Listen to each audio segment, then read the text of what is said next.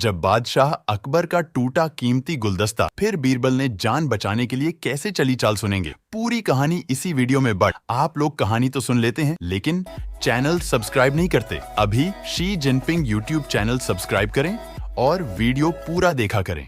एक बार बादशाह अकबर के महल में सजावट की कई कीमती वस्तुएं थीं। इन्हीं में एक था गुलदस्ता। लेकिन यह कोई आम गुलदस्ता नहीं था, बल्कि इस गुलदस्ते से बादशाह अकबर को बहुत ज्यादा लगाव था। इसलिए वो हमेशा इसे अपने पलंग के बगल में रखते थे। एक नौकर एक दिन अकबर के कमरे की सफाई कर रहा था।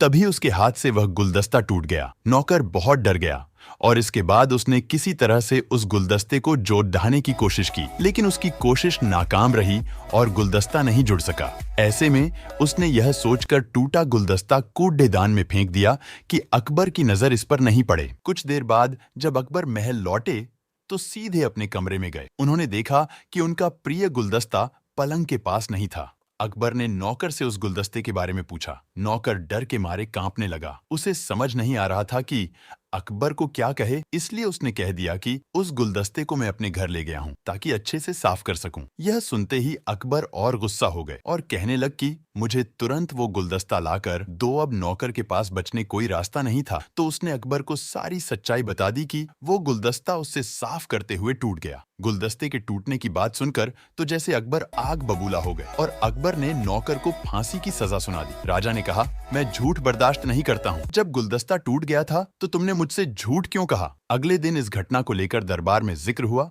और बीरबल ने इसका विरोध किया। बीरबल ने कहा कि झूठ तो हर व्यक्ति कभी न कभी बोलता ही है। ऐसे में किसी के झूठ बोलने से अगर कुछ बुरा या गलत नहीं होता तो झूठ बोलना गलत नहीं है। बीरबल से ऐसी बात सुनकर अकबर उस पर भी भड़क गए। अकबर ने सभा में उपस्थित सभी लोगों से पूछा कि क्या यहाँ कोई ऐसा है जिसने कभी झूठ बोला हो? सभी ने एक सुर में कहा कि नहीं, वो झूठ नहीं बोलते। इसके बाद अकबर ने बीरबल को भी दरबार से निकाल दिया। दरबार से निकाले जाने के बाद बीरबल ने यह ठान ली कि वो किसी तरह भी इस बात को साबित करके रहेंगे कि जीवन में हर व्यक्ति कभी न कभी झूठ बोलता है। तुरंत बीरबल के दिमाग में एक तरकीब और वह सीधे सुनार के पास गए। बीरबल ने जौहरी से सोने की गेहूं जैसी दिखने वाली बाली बनवाई और उसे लेकर अकबर की सभा में पहुंच गए। अकबर ने बीरबल को सभा में देखकर पूछा कि अब तुम यहाँ क्यों आए हो? बीरबल ने कहा, जहां पनाह आज ऐसा चमत्कार होगा जिसे यहाँ उपस्थित किसी ने कभी नहीं देखा होगा, लेकिन इसके लिए आपको पहले मेरी पूरी बात सुननी होगी। बीरबल की बात सुनकर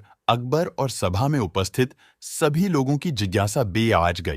अकबर ने बीरबल को बात कहने की अनुमति दे दी। बीरबल बोले, जब मैं दरबार से निकलकर घर की तरफ जा रहा था तो मुझे रास्ते में एक सिद्ध पुरुष के दर्शन हुए। उन्होंने मुझे यह सोने की गेहूं की बाली दी है और कहा कि इसे जिस खेत में लगाओगे वहां सोने की फसल उगने लगेगी। इसे लगाने के लिए मुझे आपके दरबार के पास छोटी सी जमीन चाहिए। अकबर ने कहा, यह तो बहुत अच्छी बात है, चलो हम तुम्हें जमीन दिला देते हैं। बीरबल ने कहा कि जहां पनाह मैं चाहता हूं कि पूरा राज दरबार इस चमत्कार को देखे, इसलिए सभी मेरे साथ खेत में इस गेहूं को बोने के लिए चले। अकबर और सभी सभापति खेत पहुंच गए। खेत पहुंचकर बीरबल ने कहा कि सिद्ध पुरुष ने कहा है कि इस सोने की गेहूं की बाली से फसल तभी उगेगी जब इसे कोई ऐसा व्यक्ति लगाएगा जिसने जीवन में कभी झूठ न बोला हो। बीरबल की बात सुनते ही सभी खामोश हो गए। कोई भी गेहूं की बाली लगाने के लिए तैयार नहीं हुआ।